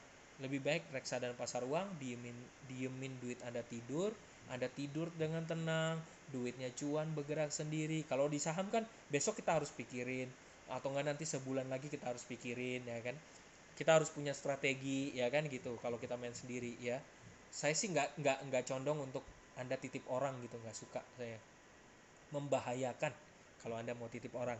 Kalau invest ke cryptocurrency gimana Pak menurut Bapak? Sebaiknya jangan dulu Mas Bayu ya gitu, volatil banget naik dan turun gitu. Kalau lagi amsyong banget Anda lagi butuh duit, kalau tergantung pakai duit apa, duit panas atau duit dingin. Cryptocurrency mirip kayak saham karena Anda beli duitnya itu ada track recordnya, jadi dia dia mengikuti gerak gitu ya, mengikuti gerak, nggak kayak forex yang cuma buy or sell, dalam waktu tertentu duit itu hilang gitu ya, tapi lebih fluktuatif dari saham. Untuk saat ini agak membahayakan sih Mas Bayu, lebih baik uh, kita mulai dengan tempat cuan yang paling gampang dulu ya, yaitu reksadana pasar uang ya. Deposito itu juga cuan ya, tapi kalau misalnya mau cuan, mau cepat, mau ngambilnya cepat juga ada cuannya, yaitu main dulu di reksadana pasar uang. Tapi kalau mau belajar yang lainnya, diversifikasi juga boleh ya. Nah, ini Potpay, lihat nih gambarannya, saya punya ini Potgo, ini gambarannya ada di sini ya, di Potpay.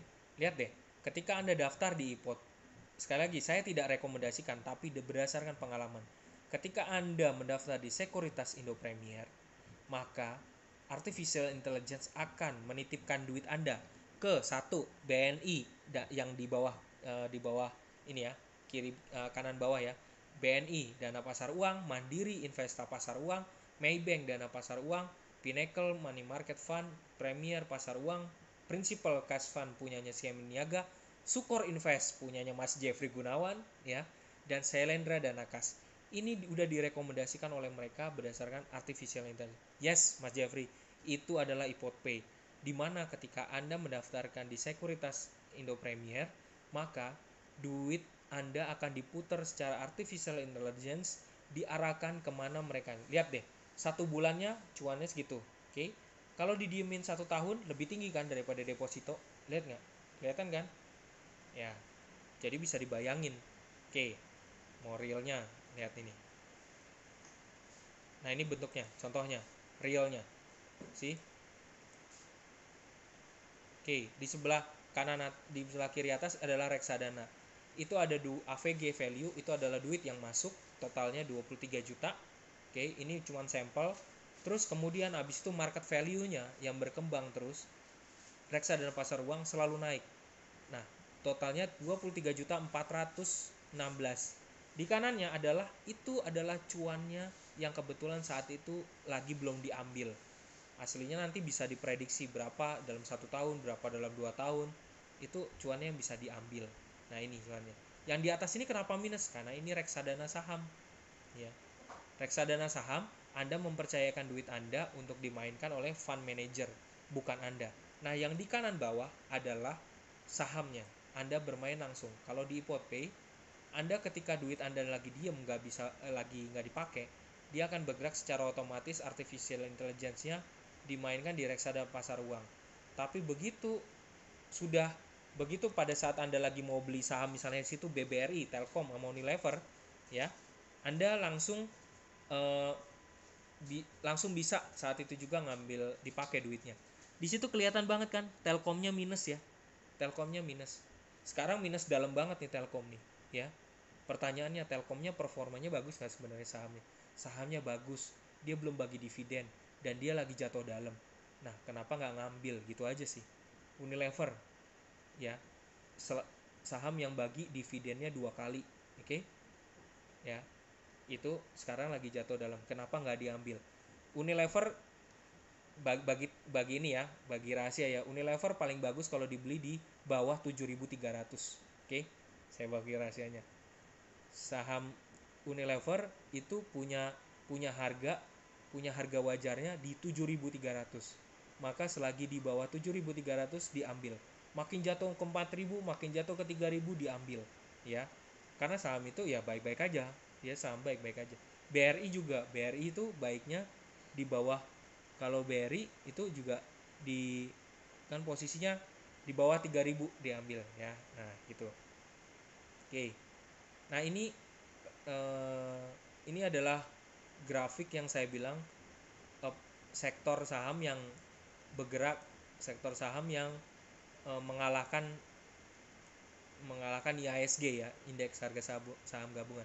Harga saham gabungannya selama 10 tahun terakhir posisinya 82,88% perkembangannya. Tapi yang paling tinggi kelihatan kan di sini, financialnya. Ya, keuangan kita bergerak, ya. Terus consumer goods-nya, ya, lebih tinggi kan dari kalau ada kompositnya. Nah, ini cara dapetinnya di mana Pak datanya? Nanti dapetin ya dipakai iPod News, ya, pakai iPod News, ini datanya diambil, gampang. Oke. Tapi agriculture sama mining semuanya pada jatuh, ya. Infrastruktur nggak berkembang di Indonesia. Trade-nya bisa nih, consumer, manufacture, terus kemudian properti. Tapi yang paling tinggi adalah di sini yang paling tinggi consumer goods. Terus kemudian consumer goods itu isinya kayak Indofood, kayak Indofood sukses makmur, terus Unilever, terus kemudian apa lagi ya? Itu nanti bisa saya kasih tahu datanya. Kalau finance kan udah jelas, Adira Finance, Bank Mandiri, Bank BCA, Bank BRI, semua bank, ya kan, dia berkembang, ya. Oke. Nah, terus kemudian, Pak, saya kemarin diajak main di pasar uang, bisa share Pak? Mas Wisman mau nge-share nih, mau share. Saya setiap hari dapat email dari iPod Fund portofolio mereka, tapi saya nggak mudah. Oke. Mas Wisman.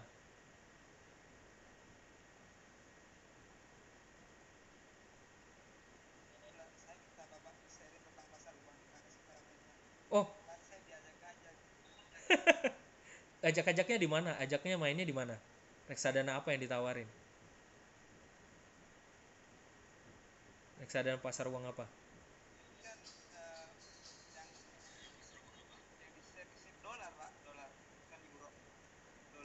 Hah? Main di pasar uang, komoditas. Iya. Eh, Mas Miswan, aku nggak punya basic yang cukup kuat buat main di pasar uang. Tapi sekali lagi, saya cuma pesen, kalau nggak paham betul, nggak pelajari betul, hati-hati, duitnya nanti bisa hilang, ya. Sehebat apapun diajarin, kalau misalnya Anda juga ternyata kalau nggak paham banget, lebih baik nggak usah, ya, itu. Karena mainnya itu volatil juga loh, mainnya ngeri, ya, gitu. Iya, ngeri banget. Punya nggak 100 juta? Itu yang pasti ditawarin sama marketingnya. Punya nggak 100 juta? Lah, saya disuruh main di komoditas emas mintanya 200 juta. Duit dari mana? Dia bilang, ya bapak kumpulin aja teman-teman kantor, suruh ngumpulin 200 juta dibagi 10 pak. Geblek, gue bilang, mendingan gue bikin cucian mobil gitu. Iya kan, ya kacau juga gitu loh, makanya kan. Eh, Lanjut ya, Ibu Eni. Tiap sore saya dapat email dari Potfan portofolio, tapi saya nggak mudeng bacanya. Kapan-kapan saya ajarin Ibu, itu gampang banget cara bacanya. Itu hanya review dari, kalau Ibu nggak mau lihat juga nggak apa-apa, Ibu masuk ke websitenya iPod Go-nya aja, iPod Go atau iPod Fun-nya. Karena itu cuman, jadi saya cuman ignore aja ya gitu. Caranya sebenarnya berapa berkembangnya ya. Nanti saya juga dapat Bu portofolio summary-nya dari model kayak iPod Fun gitu. Nanti saya kasih notice ya, saya buat dulu skemanya. Nanti saya kasih notes ini cara bacanya gimana gitu ya. Pasar uang mirip deposito, tapi nggak ada jumlah minimum untuk nabung mas. Iya benar. Ya pasar uang mirip banget sama deposito, tapi nggak ada jumlah minimum untuk nabung. Jadi nabung aja terus gitu ya. Pak kalau DPLK gimana? Kadang bank sering nawarin DPLK. Ya saya sih ikut sih DPLK-nya Indolife ya, itu aja ya. Buat dana pensiun nanti sekitar umur 45 sampai 4, kalau dari pengalaman saya cuma bisa bicara dari pengalaman. DPLK Indolife di kantor tuh banyak yang ikut gitu. Dan kebetulan saya sama istri juga ikut DPLK Indolife. Ya, jangka panjang duitnya dimasukin setornya. Kalau DPLK kayak Indolife ya nanti buat perbandingan ya, buat bapak ibu yang punya DPLK sendiri juga biasanya 500.000 per bulan, dan itu ada keuntungan yang dilaporin oleh mereka. Nilai dapatnya, dapat apa namanya, keuntungannya berapa, itu ada laporannya. Tapi ada, kalau dari punya saya misalnya ada tulisannya waktu perjanjian awal, nanti baru di usia, kalau nggak salah tulisannya di usia 45 tahun baru bisa dicairkan gitu. Nah, jatuh tempo lah kurang lebih gitu. Jatuhnya untuk jangka panjang berarti iya benar, Mas Haji. Iya benar. Ya, jangka panjang. Kalau Mas Mas sekali lagi banyak instrumen yang bisa dipakai ya, instrumen aman yang bisa dipakai. Jadi jangan langsung main yang ke tingkat tinggi kayak peer to peer lending, itu tingkat tinggi. Terus kemudian mainnya yang kata di forex, main yang kata di komoditas, itu udah tingkat tinggi. Kalau duitnya duitnya ratusan juta dan itu duit dingin mah nggak apa-apa ya gitu ya. Oke, ini sekuritasnya. Waktu udah sebentar lagi udah mau habis. Ini saya cuman kasih apa namanya, sedikit. Ini kalau buka IDX nanti tampilannya kayak gini ya, buka rekening saham online. Nah ini ngebuka nih, tuh mereka sangat terbuka banget sekarang. Ini nggak pernah saya lihat, baru tahun 2020 mereka sistem ini ngebuka gini untuk bisa daftar langsung buka rekening online-nya melalui IDX. Sebelumnya belum ada. Terus tradingnya di sini bisa kelihatan, setiap hari bisa tahu. Nah, kalau misalnya memilih sekuritasnya yang selalu rata-rata hampir masuk top broke gitu, top broker ya house-nya. Misalnya contoh yang saya bilang tadi, aktif broker. Di sini ada nggak Indo Premier? Ada kan? Indo Premier kelihatan. Aktif broker by value. Indo Premier ada nggak di sini? Ada kan? Indo Premier. Terus aktif broker by frekuensi Indo Premier ada kan? Nah, ada. Nah, itu kebetulan Indo Premier itu cuma minimalnya 100.000 untuk masuknya. Tapi kalau mainannya kayak Valburi Sekuritas, Maybank Kim Eng gitu, terus kemudian main yang di Mandiri, terus main yang di UBS Sekuritas, Macquarie, Credit Suisse, CGS, saya pastikan minta depositnya 15 juta, 50 juta. Ya, itu. Oke. Nah, ini Bank BCA. Ini Bank BCA grafiknya kayak gini, ya Kak, bener. Ini baru saya ambil nih tadi nih, ya. Lagi di atas nih harganya 30.000, tiba-tiba gara-gara Covid, investor asing dari Cina juga keluar, terus kemudian dia turun dalam, sisa 27.000. Nih. Nah, sebentar lagi dia mau bagi dividen. Kenapa nggak diambil? Grafiknya naik kan dari 2016. Oke, Bakri. Nah, kenapa saya bandingin? Supaya tahu mana saham gorengan, ya. Suka nggak nih beli kalau sahamnya udah harganya 50 rupiah per lembar? Kalau anda beli 100 slotnya, 100 lembar ya cuma 5.000 perak, mau nggak gitu? Habis itu duit anda nggak bisa keluar tuh duit. ya.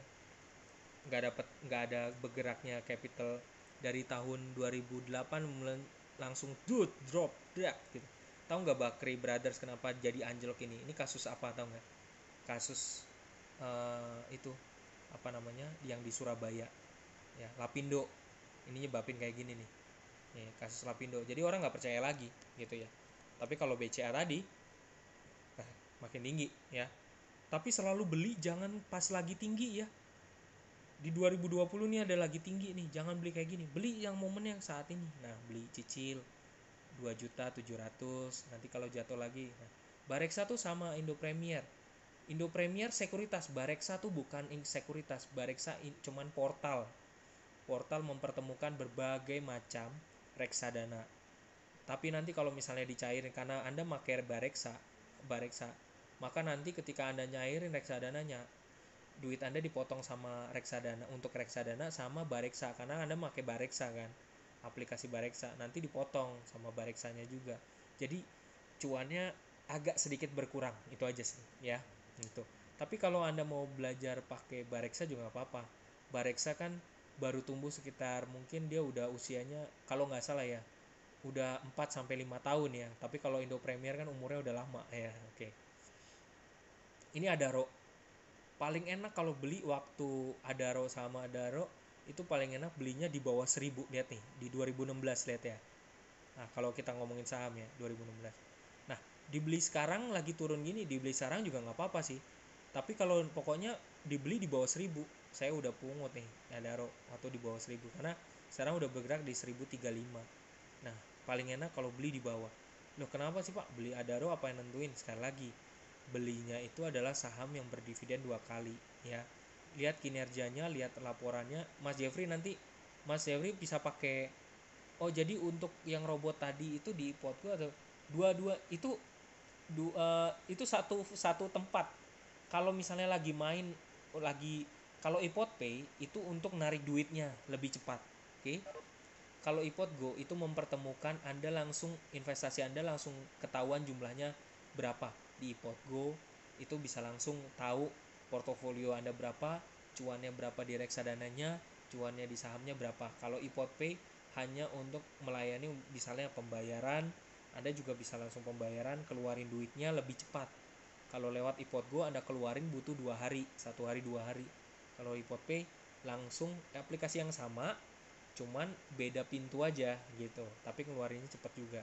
Nanti kalau Anda keluarinnya langsung lewat ipotpay, langsung keluarin, nanti artificial intelligence-nya akan menghitung sendiri berapa dana dari reksadana mana aja yang harus dikeluarin. Kalau ipotgo Anda mengeluarkan duit dari ipotgo, berarti Anda harus sell semuanya, jual semuanya, sayang banget kalau sahamnya itu dijual semua gitu. Oke. Nah, ini terakhir Unilever, lihat ya, Unilever, wah senanjak. Nah, lagi tidur nih ya. Oke ya, ini bisa cocok. Oke, saya ingin tutup pertemuan kita kali ini dengan sangat singkat aja. Kalau nanti di masa anak-anak, baiknya yang dianjurkan oleh EDX adalah tabungan, asuransi pendidikan, asuransi kesehatan, itu dibina terus. Kalau dewasa, tabungan, deposito, asuransi pendidikan, asuransi kesehatan ya. Di masa dewasa untuk persiapan ya, di sana ada tabungan, deposito, kredit perbankan. Kalau kredit perbankan artinya eh, kita udah dapat duit duluan baru kita nabungin ya, kayak itu kayak kredit gitu ya. Terus kemudian asuransi jiwa mulai. Asuransi jiwa itu penting karena dia mitigasi resiko. Kalau kita terjadi apa-apa, ada dana yang tergantikan karena kita mengalami suatu resiko begitu ya. Waktu kalau misalnya dewasa kita bisa reksadana retail, obligasi. Nah, ini yang saya sebut sebagai diversifikasi investasi ya.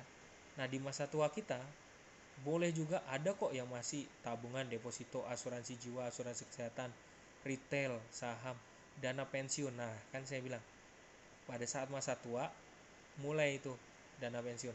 Dana boleh nggak, pertanyaannya kadang-kadang konyol, boleh nggak sih saya masih kecil gini, misalnya ada yang masih kecil, udah masih SMA, terus kemudian boleh nggak dinabungin di dana pensiun? Boleh banget, malah dianjurkan, sehingga mempersiapkan jangka waktu lebih panjang. Kan saya nggak mau pensiun Pak gitu, nggak usah takut, itu sebuah istilah. karena nanti itu akan ngebantu kita pada saat di masa tua kita udah mempersiapkan dari awal, kita udah memiliki dana pensiun itu sendiri, jadi lebih mudah. Oke. Apalagi kalau jangka panjang itu nanjaknya lebih enak. Kalau ada tipsnya ya, dari mentor saya, pokoknya kalau duit yang diinvest dalam jangka waktunya di atas 5 tahun, nanti baru terbang duit itu, gitu, baru tinggi banget di atas, selalu patokannya di atas 5 tahun. Nah, maka anda bisa naruh di selalu banyak alat di mana, karena yang paling penting pahami dulu profil resikonya. Anda orangnya takut gemeteran nggak, takut hilangan nggak duitnya, ya udah taruh aja di reksadana pasar uang gitu ya. Kalaupun anda naruh di obligasi, di retail, terus kemudian di dana pensiun, pastikan perusahaannya aman ya. Tapi semakin banyak kita, Warren Buffett pernah bilang, taruhlah telur di banyak tempat, taruhlah telur di banyak tempat. Jadi kalau kita cuma taruh di satu tempat, itu akan membahayakan kita sendiri gitu ya. Oke. Kesimpulannya, semakin banyak keinginan yang kita mau, maka harus terencana. Oke. Dan jangan lupa juga, sekali lagi, jangan pernah bersumber pada satu pendapatan. Miliki investasi dengan menghasilkan sumber pendapatan lainnya. Kesimpulan saya tetap merekomendasikan, kalau saya ya, iPod Pay, iPod Go, iPod Pay, khususnya di reksadana pasar uang, itu akan menjadi, sampai sekarang masih terbukti, masih menjadi passive income yang bergerak terus. Bahkan pada saat Anda memiliki uang panas, yaitu uang gaji Anda, saat dimasukkan di sana, duitnya akan diputar di sana dan Anda menghasilkan cuannya. Demikian sesi malam ini. Terima kasih ya. Terima kasih Mas Hilal, Mas Fauji. Terima kasih saya boleh berkesempatan untuk sharing bersama teman-teman.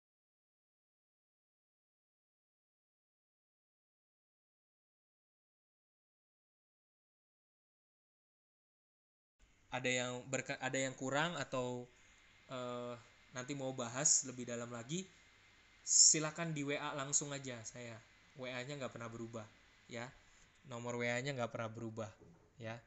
Dan terima kasih untuk hari ini.